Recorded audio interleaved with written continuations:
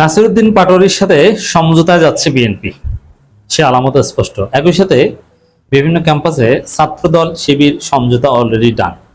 যদিও ক্যাম্পাস দখলের চিন্তা থেকে বিএনপি ছাত্রদল পিছু হটেনি, অলরেডি ক্যাম্পাস দখল শুরু করে দিয়েছে এবং ঢাকা নিয়ে তাদের একটা টেস্ট কেস অলরেডি দখল করেছে। এখন শিবির এটা কিভাবে ডিল করে, ছাত্র শক্তি তারা কিভাবে প্রতিরোধ গড়ে তোলে, জাতীয় রাজনীতির গতি প্রকৃতি, এগুলোর উপর নির্ভর করে বিএনপি চূড়ান্তভাবে দখল রাখবে কি রাখবে না, এক ওয়ান ওয়ে দখলদারিত্ব বজায় রাখবে কি রাখবে না, এটার হিসাব নিকাশ হবে। বাট বিভিন্ন ক্যাম্পাসে দখল করলে তো তারা একসাথে করবে না, কোথাও কোথাও এখন সমঝোতা করেছে, কিন্তু যখন তারা মনে করবে এই সমঝোতা শেষ, তখন আবার এদের উপর হামলা করে দখল করা শুরু করবে। তবে এখানে শিবিরের সক্ষমতা এবং প্রতিরোধ এটার উপর অনেক কিছু নির্ভর করবে। যদি একটু দুর্বলতা দেখে ওরা ক্যাম্পাস দখল করবে, আর দখল করা ব্যাপার না। এই জন্য সামগ্রিকভাবে শুধু শিবির না, জামাত, এনসিপি সবাই যদি ক্লিয়ার বার্তা দিয়ে দিতে পারে সরকারকে যে না, 2024 সালের 5 আগস্ট পরবর্তী রাজনীতিতে, এবং সাধারণ শিক্ষার্থী যারা আছে তারাও যদি বার্তা দিয়ে দিতে পারে ক্যাম্পাস দখল, হল দখল, এটা আমরা কেউ অ্যালাউ করব না, একদম জিরো টলারেন্স, তাহলে হয়তো সরকার এই পথে হাঁটবে না। বাট এটা বিএনপি জানে যে ক্যাম্পাস দখল করতে না পারলে তাদের ক্ষমতা পাকাপোক্ত হয় না, এরকম হিসাব নিকাশ আছে। তো দর্শক, ক্যাম্পাস দখল এটা তাদের এজেন্ডায় আছে, সুযোগ পেলেই এটা করে ফেলবে। তবে 4 আগস্ট এবং 5 আগস্ট যেসব জায়গায় ঝামেলা হয়েছিল তার অনেক জায়গায় অলরেডি সমঝোতা হয়ে গেছে। তারা প্রিন্সিপাল এবং কোথাও কোথাও ভিসি, প্রক্টর, এদের মাধ্যমে ঠিক আছে, আমরা পিসফুলি দুই দলেই থাকবো।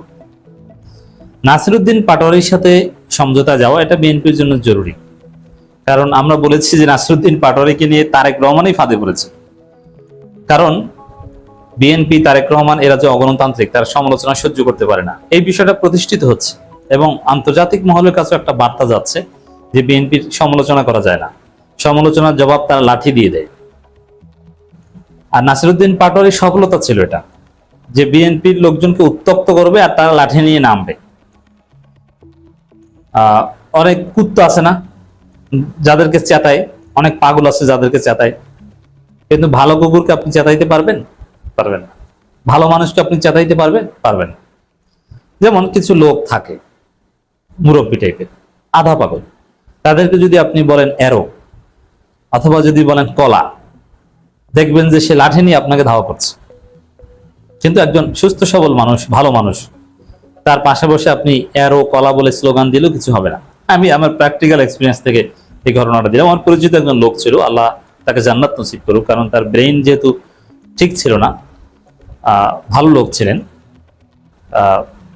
এই জন্য আল্লাহ তাকে জান্নাত দিবেন, দোয়া করি তার জন্য। সেই লোকটা বৃদ্ধ বয়সে একা একা হাঁটতো, যেত, এবং দুষ্ট বাচ্চারা তাকে এভাবে ইরিটেট করত। এরো বললে তিনি চেতে যেতেন, অথবা কলা বললে তিনি চেতে যেতেন। It's my childhood history. তো দর্শক, নাসিরউদ্দিন পাটোয়ারি এরকম বিএনপির লোকজনকে চেতাইতেন, এটা বিএনপির জন্য একটা অবমাননাকার, যে সমালোচনার জবাবে আমরা লাঠি নিয়ে নামি এবং আমরা পাটোয়ারিকে অবাঞ্ছিত ঘোষণা করি। আর এই অবাঞ্ছিত ঘোষণায় পাটোয়ারি কিছু আসে যায় না। পাটোয়ারি হয়তো বা বছরে একবার বগুড়া যাওয়ার কথা, তো বগুড়া যাওয়া শেষ, তারপরে বগুড়ায় অবাঞ্ছিত ঘোষণা করেন, তাতে লাভটা কি? আপনি পারলে ঢাকার শহরে অবাঞ্ছিত ঘোষণা করেন, ঢাকায় পাটোয়ারিকে যেখানেই পাওয়া যাবে সেখানেই মার, পারলে করেন, করলেও আপনি এটা বাস্তবায়ন করতে পারবেন? পারবেন। ঢাকা কলেজে তো কোনো কাজ নাই, ঢাকা কলেজে পাটোয়ারিকে অবাঞ্ছিত ঘোষণা করার কোনো তাৎপর্য নেই। দর্শক, এই বিষয়টা টকশোতে বা নানান ভাবে আমরা প্রশ্ন করে, কেউ কেউ কলাম লিখে এটা একদম এস্টাবলিশ করতে পেরেছে যে এখানে বিএনপি ভুল মানহাজে আছে। নাসিরউদ্দিন পাটোয়ারির বক্তব্য যদি আপত্তিকর হয়, আপনি বক্তব্যের মাধ্যমে প্রতিবাদ করবেন, তাতে যদি কোনো কাজ না হয় আপনি মামলা করবেন, কিন্তু আপনি মারবেন কেন? আপনি চোখ তুলে নেবেন কেন? আপনি চোখ নষ্ট করে চোখ গলিয়ে দিবেন কেন? এই প্রশ্নটায় বিএনপিকে ধরাশয়ী করা গেছে। এখন স্বরাষ্ট্রমন্ত্রীর বক্তব্য, কেউ যদি আমাদের গালি দেয় প্রতিবাদ করব, কিন্তু হামলা করব না। এর মানে এটা নাসিরউদ্দিন পাটোয়ারি ওই ক্ষেত্রে বলেছেন যে নাসিরউদ্দিন পাটোয়ারি হয়তো বা তাদেরকে গালি দিতে পারেন, প্রতিবাদ করবো বাট হামলা করবো না। এর মানে নাসিরউদ্দিন পাটোয়ারির সাথে একটা সমঝোতা। এটাই তো পাটোয়ারি চান। পাটোয়ারি নিজেও বলেন, আরে ভাই, আমার কথার আপনি প্রতিবাদ করেন আপত্তিকর মনে হলে, কিন্তু আপনি হামলা করেন কেন? এই জায়গায় বিএনপি পিছু হতে বাধ্য হয়েছে। অবশ্য বাংলাদেশের মন্ত্রীদের কথা তারা তো বলেন একটা, তার নেতাকর্মীদের নির্দেশ দিয়ে দেন আরেকটা। কিন্তু আমরা ধরে নিচ্ছি এবং এটা হতে পারে যে নাসিরউদ্দিন পাটোয়ারির সাথে লাগতে যে বিএনপি দুর্নাম হয়েছে, এবং পাটোয়ারি এত বড় শক্তি না যে পুরো বিএনপির সেটআপ ব্যবহার করে তার পিছনে লেগে থাকতে হবে। এতে বরং পাটোয়ারির লাভ, এতে জনগণ বিএনপির উপরে ক্ষুব্ধ হয়েছে এবং এই কাজ করতে যে বেশি করে সে আলিফের চোখ হারিয়ে, আপনি কি মনে করেন জাস্ট চোখ গিয়েছে এখানে কি শেষ? না, এর মাসুল তারেক রহমানকে দিতে হবে, ওই চোখের হিসাব তারেক রহমানকে দিতে হবে, আল্লাহর পক্ষ থেকে গজবের মাধ্যমে হলেও দিতে হবে, আর রাজনৈতিক ভাবেও এর হিসাব দিতে হবে। এর হিসাব বিরোধী দল চুকাবে, চোখ নিয়ে যাবে না, কিচ্ছু বলবে না। না, সামনে নির্বাচন আসবে, নানান সময় এই আলিফের মাধ্যমে বা আলিফের চোখ নিয়ে যাওয়ার জবাব তারেক রহমানকে দিতে হবে। এই জায়গায় নাসিরউদ্দিন পাটোয়ারির সাথে সমঝোতা করাটা বিএনপির জন্য বেটার মনে হয়েছে, যার ফলে স্বরাষ্ট্রমন্ত্রী নির্দেশ দিয়ে দিয়েছেন যে না বাবারা, তোমরা প্রতিবাদ করতে পারো কিন্তু না, হামলা করবে না। তো দর্শক, আর শিবিরের সাথে ওটা সংঘর্ষের যে বিষয়, ওটা হচ্ছে যোগা বুঝেন? যোগা হচ্ছে, বলে মাঝে মাঝে গ্রামে, এটা বরিশাল অঞ্চলের লোকজন হয়তো ভালো বুঝবেন, যে যোগায় যোগায় ব্যথা উঠে। তো শিবিরকে যোগায় যোগায় ছাত্রদল পিটাবে বা মারবে। যখন তারেক রহমানের কোনো ব্যর্থতা ঢাকার প্রয়োজন হবে বা কোনো একটা ইস্যু আর একটা ইস্যু দিয়ে চাপা দেওয়ার প্রয়োজন হবে, তখনই শিবিরের সাথে পায়ে পড়ে ঝামেলা বাঁধাবে।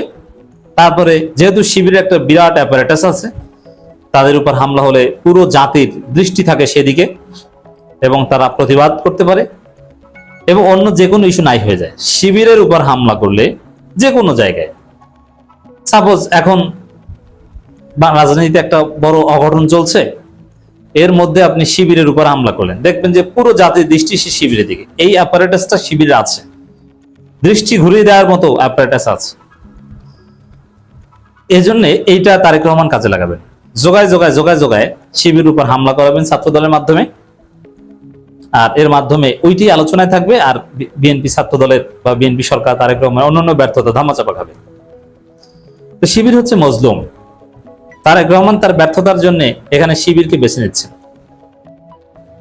শিক্ষার্থীদের জীবন বেছে নিচ্ছে। এটা নোংরা রাজনীতি যে কতটা খারাপ, যে শিবিরের ছেলেরা পড়াশোনা করে, ক্যাম্পাসে থাকবে, ক্লাস করবে, কারোর সাথে কোনো ঝামেলা করতে চায় না, নিরীহ শান্ত।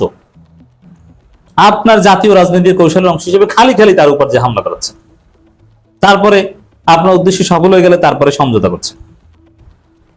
তো দর্শক, রাজনীতি এ ধরনের নোংরামি চলছে, আবার কিছু ভালো দিকে চলছে।